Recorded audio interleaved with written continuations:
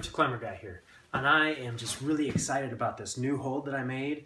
It's in a set called the Mini Monster Hands, and the first one has just come out, and I wanted to show it to you. I'm so excited. It's just fantastic. Look at this cool hold. I've got it up on the wall right now, and we're gonna see just how it works. I think when you put your fingers in there, it's just gonna really bite down on your hands. So it's up on a 45-degree wall right now. Connor's giving it a test.